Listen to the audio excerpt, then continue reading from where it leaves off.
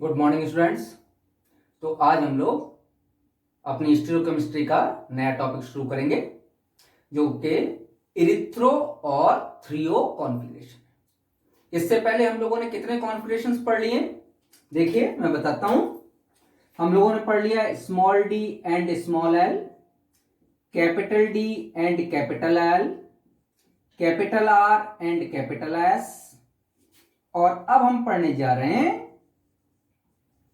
Erythro and threo. Small D small L हमने पढ़ लिया, कैपिटल डी कैपिटल एल हम कर चुके, कैपिटल आर कैपिटल एस हम कर चुके। अब ये कॉन्फ़िगरेशन पढ़ने जा रहे हैं। This is the nomenclature of stereochemistry, erythro and threo nomenclature या इरिथ्रो और थ्रियो कॉन्फ़िगरेशन। देखिए इसको आगे पढ़ते हैं और क्या रिक्वायरमेंट्स हैं इसके लिए वो भी पढ़ते हैं।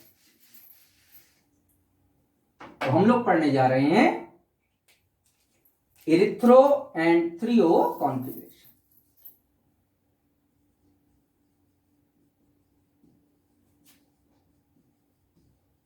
थ्रियो कॉन्फ़िगरेशन या nomenclature.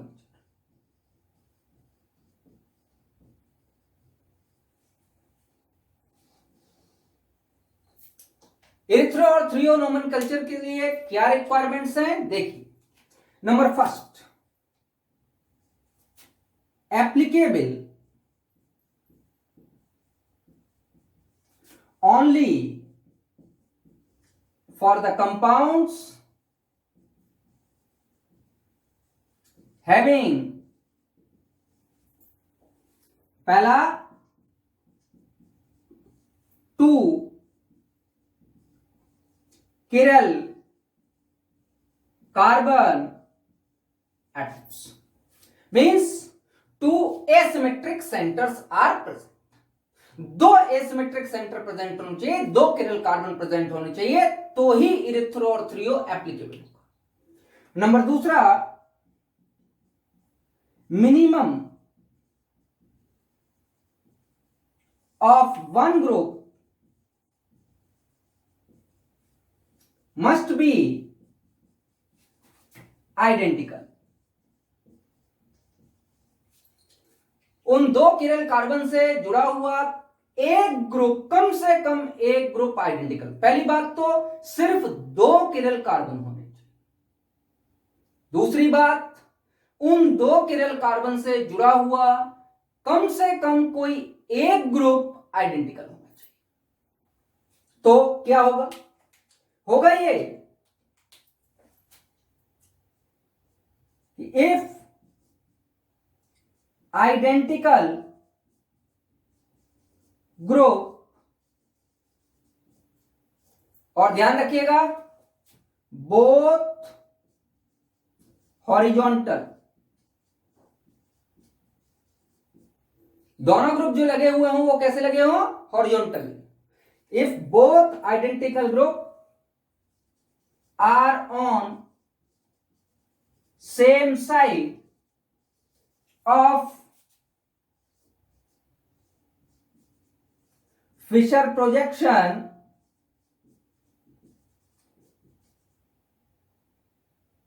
that will be erythro. वो कॉन्फ़िगरेशन इरिथ्रो होगा। क्या कह रहा है?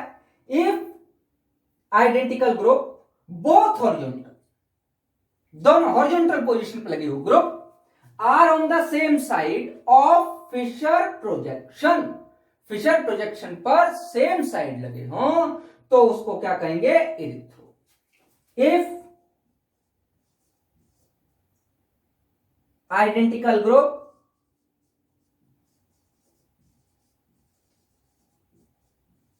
ग्रुप्स कर लीजिए, both horizontal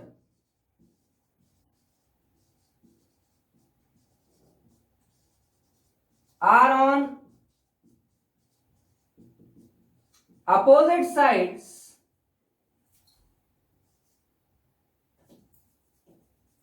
of Fisher projection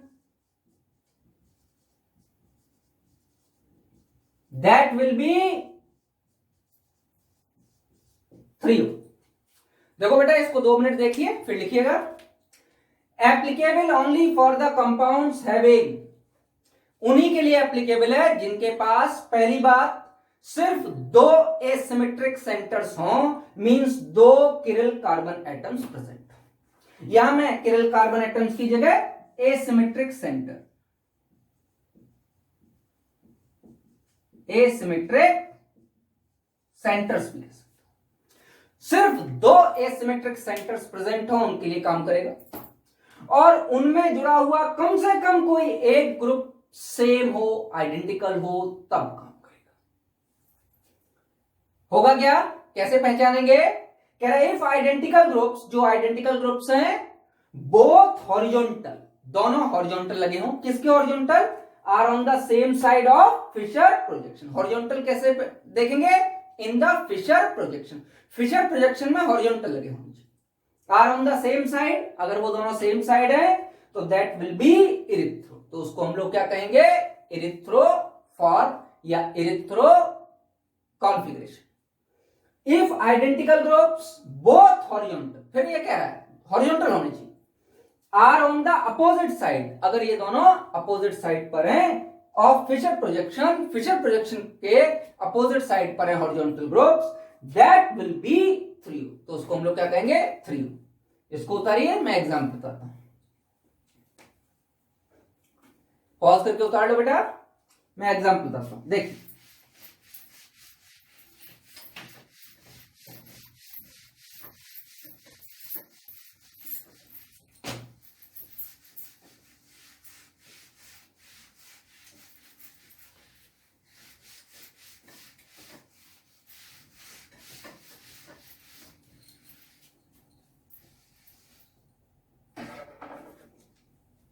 मान लीजिए कोई एक कंपाउंड है, उस कंपाउंड की मैं बात कर रहा हूं, CHO, OHH, OHH, CH2OH। पहली बात तो है 2 किरल कार्बन होने चाहिए, तो इसमें 2 किरल कार्बन है। जी हां, ये पहला किरल कार्बन ये है और दूसरा किरल कार्बन ये है, तो these are the 2 asymmetric centres. इनसे लगा हुआ कम से कम एक ग्रुप सेम होना चाहिए। यहां OH, OH और HH ये सेम है, तो एक ग्रुप कम से कम सेम होना चाहिए। ये कंडीशन फुलफिल हो रही है, तो क्या इसको इरिथ्रो और 3O फॉर्म में लिखा जा सकता है? हाँ, लिखा जा सकता है। ये फॉर्म कौन सी है बेटे? हॉरिजॉन्टल पोजीशन बताई थी मैंने आप लोगों को, तो हॉरिजॉन्टल पोजीशन पर OH, OH सेम साइड है, तो ये वाला पोजीशन इरिथ्रोफॉर्म कहलाएगी। अब चूंकि ऑप्टिकली एक्टिव है, तो इसका क्या बनेगा बेटे? एक मिरर इमेज भी बनेगा। तो एक मिरर इमेज बना लीजिए आप लोग। देखिए, OH, H, OH, H, CHO और CH2OH। समझ में आता कहीं? बेटे, इस कंपाउंड का नाम है इरिथ्रोज। एक्चुअली ये सारे जो कॉन्फ़िगरेशंस दिए गए थे, ये on the basis of saccharides दिए गए थे। तो ध्यान दीजिए, इस कंपाउंड का नाम है इरिथ्रोज। तो मैं ये कह सकता हूं कि मान लो ये प्लस इरिथ्रोज है,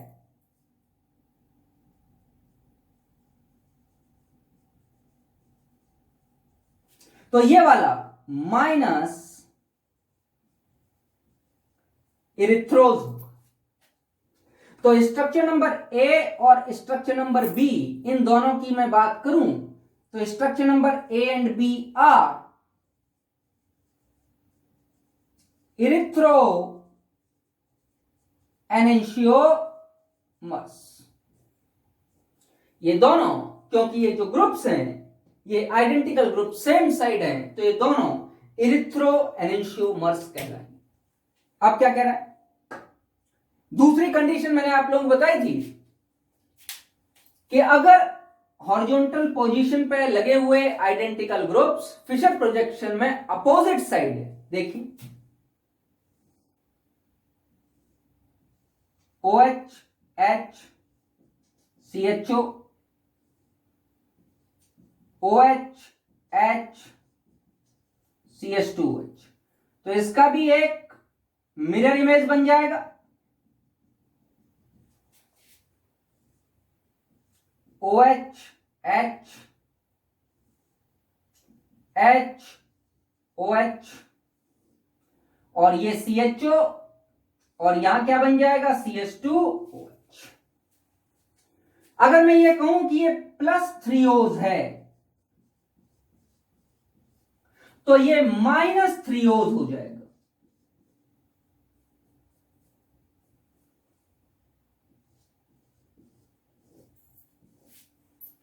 इसका मतलब स्ट्रक्चर नंबर C और स्ट्रक्चर नंबर D ये क्या कहलाएंगे, ये दोबारा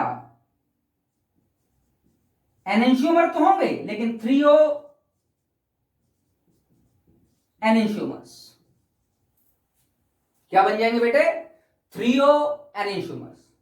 तो if the same groups attach to the horizontal position of the Fisher projection are on the same side, इसको इरिथ्रोस कहेंगे।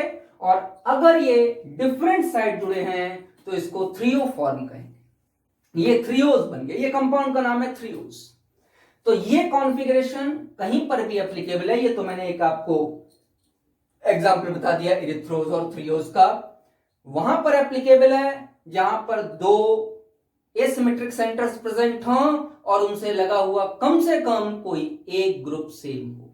तो चलिए इसमें भी वही एनेंशियोमेरिक पेयर और डायस्ट्रोमेरिक पेयर निकालते हैं। देखिए यहां पे क्या लिख देता हूं मैं, एनेंशियोमेरिक पेयर, एनेंशियोमेरिक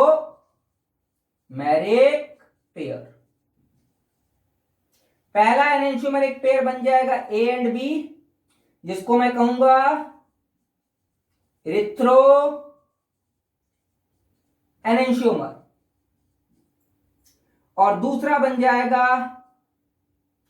C एंड D, जिसको मैं कहूंगा 3O एनेंशियोमर। तो A और B पहला एनेंशियोमेरिक पेयर है और वो इरिथ्रो एनेंशियोमर्स, और ये दूसरा एनेंशियोमेरिक पेयर है जो 3O एनेंशियोमर्स। अब अगर मैं आपसे कहूं कि डाइस्ट्रोमेरिक पेयर बताइए, डाइस्ट्रोमेरिक पेयर्स, मैं आपसे कहूं कि मुझे डाइस्ट्रोमेरिक पेयर्स इसमें से निकाल के बताइए। देखिए एनेंशियोमर क्या होते हैं, which are non superimposable mirror image of each other. मतलब not superimposable, non superimposable का क्या मतलब हो गया, नॉट सुपर इंपोजेबल। तो ये दोनों आपस में सुपर इंपोजेबल है नहीं है। देखो यहां CHO लगा है, यहां CH2OH लगा है, कहां सुपर इंपोज करेंगे, समझ बात आ रही। बीच से क्या मीजोफॉर्म बनेगा, नहीं मीजोफॉर्म नहीं बनेगा। तो क्या ये ऑप्टिकली एक्टिव है, जी हां ऑप्टिकली एक्टिव है। और दोनों हॉरिजॉन्टल पोजीशन लगे हुए ग्रुप सेम साइड। तो क्या ये दोनों एक दूसरे की non super impose mirror image हैं, करके देखिए। जी हां ये दोनों एक दूसरे की non super impose mirror image हैं, इसलिए ये दोनों एक दूसरे के एनेंशियोमर हैं। ये दोनों भी एक दूसरे की non superimposable mirror image हैं, तो ये भी एक दूसरे के एनेंशियोमर्स हैं। अब कह रहा है डायस्ट्रोमेरिक पेयर, तो डायस्ट्रोमर के लिए मैंने क्या बताया था आप लोगों को, डायस्ट्रोमर के लिए मैंने आप लोगों को बताया था which are not mirror images of each other, जो एक दूसरे की मिरर इमेज नहीं होते। ए को जरा सी के साथ कंपेयर करो। देखिए मैं पेयर लिख के दे रहा हूं, आप कंपेयर करो। पहला पेयर ए एंड सी, दूसरा पेयर ए एंड डी, तीसरा पेयर बी एंड सी, चौथा पेयर बी एंड डी। इन चार में से किसी भी पेयर को आप कंपेयर करोगे बेटा, they are not mirror image of each other. If they are not mirror images of each other, then they will be diastromers of each other. तो ध्यान दीजिएगा, ए को सी के साथ कंपेयर करो, क्या ये मिरर इमेज है? नहीं, यहां दोनों OH सेम साइड है, यहाँ OH डिफरेंट साइड्स है, तो मिरर इमेज नहीं। बी को डी के साथ कंपेयर कर लो, यहां पे भी दोनों OH सेम साइड है, यहाँ OH क्या है? डिफरेंट साइड है, तो ये नहीं है। इस तरीके से ए को डी के साथ कंपेयर कर दो, यहां दोनों OH क्या है? Right hand side same side है, यहाँ डी में क्या है? फिर डिफरेंट साइड है, तो ये भी नहीं। तो इस तरीके से हम लोग एनेंशियोमेरिक पेयर और डाइस्ट्रोमेरिक पेयर निकाल सकते हैं। बार बार मैं एनेंशियोमर और डाइस्ट्रोमर पर आपको ज्यादा एम्फसाइज कर रहा हूं, कारण क्या है बेटा? मैं आगे जो टॉपिक पढ़ाने जा रहा हूं उसका नाम है रेसिमाइजेशन और रिजोल्यूशन। आगे जो लेक्चर्स में आपको टॉपिक पढ़ाऊंगा और उसमें आपको एनेंशियोमर्स और डाइस्ट्रोमर पर बेस्ड काफी कुछ जानकारी होनी चाहिए। तो आपको एनेंशियोमर और डाइस्ट्रोमर पहचानने आने चाहिए। समझ बता रही है? इसको नोट डाउन करो, फिर आगे बताता हूं।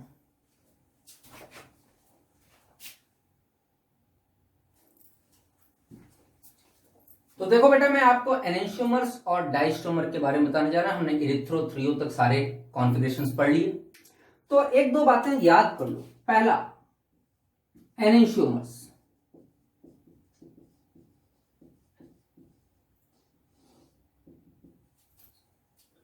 पहली बात तो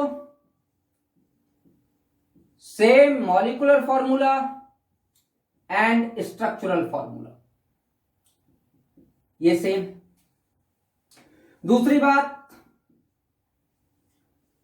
same physical properties, physical properties same. जैसे मैं कहूं दे या these cannot be separated by common conventional methods like fractional distillation, crystallization,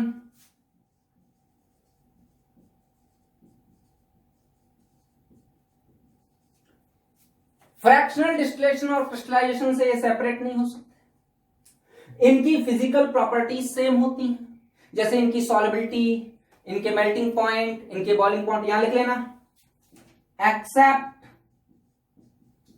optical rotation. Optical rotation को छोड़ दो तो इनकी फिजिकल प्रॉपर्टीज बिल्कुल सेम होती हैं। इसलिए ये कॉमन क्रिस्टलाइजेशन हुआ, फ्रैक्शनल डिस्टिलेशन हुआ, इन कॉमन मेथड से इनको सेपरेट नहीं कर सकते। लेकिन अगर मैं डाइस्ट्रोमर्स की बात करूं, ध्यान दीजिएगा,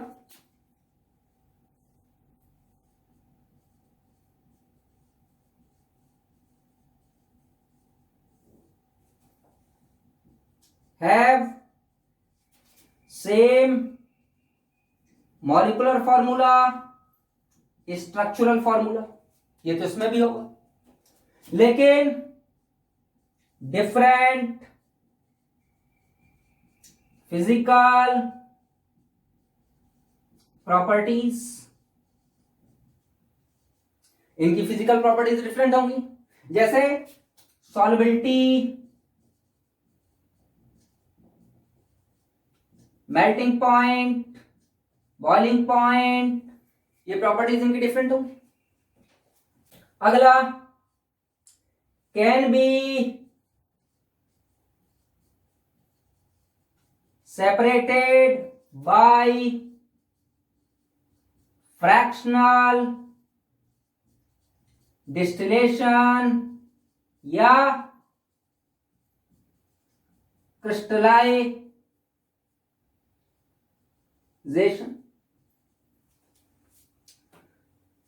डाइस्ट्रोमर्स फ्रैक्शनल डिस्टिलेशन या क्रिस्टलाइजेशन से सेपरेट किए जा सकते हैं।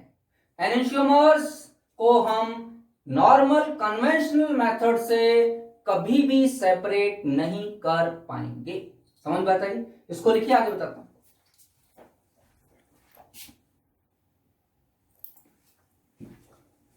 देखो बेटे, अभी हम लोगों ने एनेंशियोमर्स और डायस्ट्रोमर्स के बारे में पढ़ा कि एनेंशियोमर्स की फिजिकल प्रॉपर्टीज सेम होती हैं, कुछ केमिकल प्रॉपर्टी भी सेम होती हैं। सिर्फ जब हम लोग किसी भी एनेंशियोमर को ऑप्टिकल एक्टिव सब्सटेंस के साथ रिएक्ट कराते हैं तो केमिकल प्रॉपर्टीज डिफरेंट हो जाती हैं, इसलिए मैंने उसको नहीं लिखा। तो ये तो कंफर्म फिजिकल प्रॉपर्टीज की सेम होती है, इसलिए हम इसको सेपरेट नहीं कर सकते। एनेंशियोमर्स को नॉर्मल फ्रैक्शनल डिस्टिलेशन या क्रिस्टलाइजेशन मेथड से सेपरेट नहीं किया जा सकता।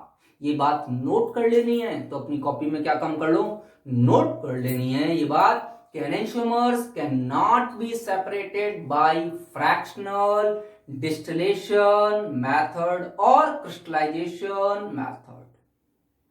डायस्ट्रोमर्स क्या है, डिफरेंट फिजिकल प्रॉपर्टी है, सॉल्युबिलिटी डिफरेंट है, मेल्टिंग पॉइंट डिफरेंट है, बॉइलिंग पॉइंट डिफरेंट है, तो उनको हम लोग नॉर्मल फ्रैक्शनल डिस्टिलाइजेशन मतलब जो कन्वेंशनल मेथड हम लोग यूज करते हैं उससे हम लोग इजीली सेपरेट कर सकते हैं। यहां एक क्वेश्चन मैंने आपको दिया, देखिए, calculate total number of compounds formed after the monochlorination of isopentane.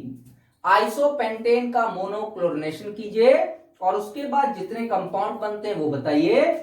Also calculate the number of fractions obtained, कितने फ्रैक्शन बने ये भी बताइए after fractional distillation of products. Products का जब हमने फ्रैक्शनल डिस्टिलेशन किया तो आपको कितने फ्रैक्शन मिले ये भी बताइए। ये क्वेश्चन देखो बेटा, मैं तो कर रहा हूं लेकिन मैं चाहता हूं कि आप लोग इसको पॉज करके और अपने आप करके देखिए, समझ में आता है, मजा आएगा करने में। देखो मैं करके दिखाता हूं, लेकिन ध्यान देना नकल नहीं मारनी, इसको पॉज करके एक बार करके देखना मेरे साथ कीजिए। What is isopentane? आइसोपेंटेन ये कंपाउंड है,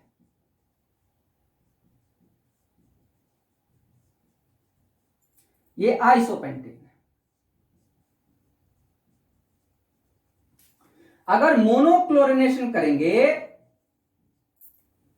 मोनोक्लोरिनेशन मतलब एक क्लोरीन ऐड कर सकते हो, तो पहला जो कंपाउंड बन सकता है वो ये बन सकता है।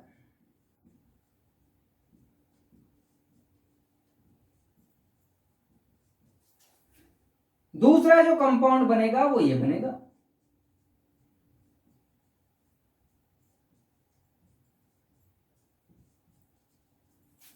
तीसरा कंपाउंड बेटा ये बनेगा।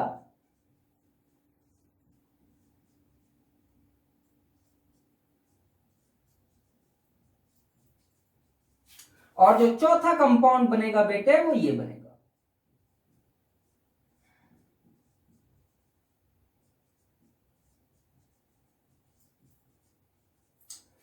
और मेजॉरिटी में बच्चों का आंसर 4 आएगा। ध्यान देना, यहां कह रहा है इसने टोटल नंबर ऑफ कंपाउंड्स, कितने कंपाउंड बने टोटल बताओ। टोटल का मतलब होता है he is calculating structural as well as stereoisomers. तो जरा ध्यान से देखिए, इसमें कोई एसिमेट्रिक कार्बन है, मतलब किरल कार्बन नहीं, इसमें तो कोई नहीं। इसको जरा ध्यान से देखिए, जी हां, इसमें एक एसिमेट्रिक कार्बन अवेलेबल हो गया और वो ये वाला कार्बन। तो जब एसिमेट्रिक कार्बन अवेलेबल हो गया तो इसका के दो फॉर्म बनेंगे एनेंशियोमर्स, मतलब एक R और एक S, दो फॉर्म बनेंगे। RS कॉन्फ़िगरेशन यूनिवर्सल कॉन्फ़िगरेशन है बच्चों, तो हमेशा वो यूज कीजिएगा। बाकी कॉन्फ़िगरेशंस की लिमिटेशंस हैं कि वो कहां काम करेंगे और कहां काम नहीं करेंगे। RS यूनिवर्सल है, CIP system of configuration. RS configuration पे मैंने कुछ वीडियो पीछे बना रखे हैं, काफी बढ़िया वीडियो बनाए हुए हैं मैंने आप लोगों के लिए, तो उसको आप देख सकते हैं RS कॉन्फ़िगरेशन। तो एक R और एक S, ये दो बनेंगे। क्या इसमें कोई ऑप्टिकल एक्टिविटी पॉसिबल है? नहीं, कोई एसिमेट्रिक कार्बन नहीं है तो ऑप्टिकल एक्टिविटी पॉसिबल नहीं। इसमें जरा देखिए, जब हमने इस कार्बन पे क्लोरीन लगा दी तो ये वाला कार्बन एसिमेट्रिक हो गया। क्लोरीन इस कार्बन पर लगाई थी लेकिन ये बगल वाला कार्बन एसिमेट्रिक हो गया, अब ये दोनों CH3 नहीं रहे, यहां CH2Cl हो गए। तो इसका मतलब इसके भी दो बनेंगे, एक R एक S। तो 1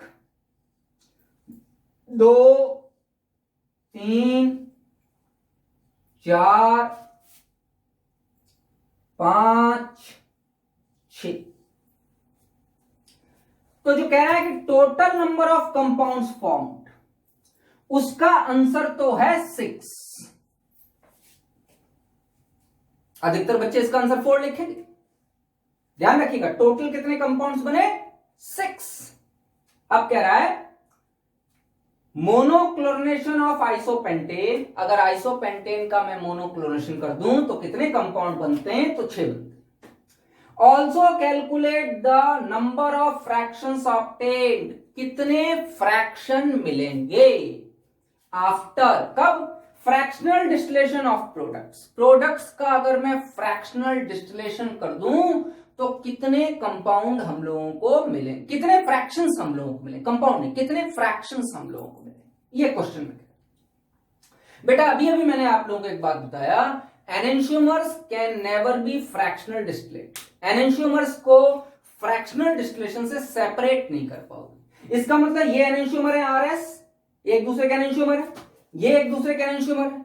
एनेंशियोमर है तो ये सेपरेट तो नहीं होंगे, तो सेपरेट नहीं होंगे तो जो आप फ्रैक्शनल डिस्टिलेशन करेंगे तो ये दोनों बिना सेपरेट हुए बाहर निकल जाएंगे, दोनों के दोनों, ये भी बिना सेपरेट हुए बाहर निकल जाएंगे। तो जो नंबर ऑफ फ्रैक्शंस ऑब्टेन्ड, तो number of fraction, total compounds, total number of compounds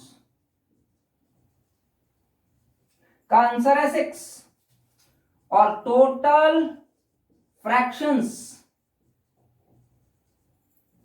after fractional distillation, ये सेपरेट नहीं हो सकता, ये सेपरेट नहीं हो सकता।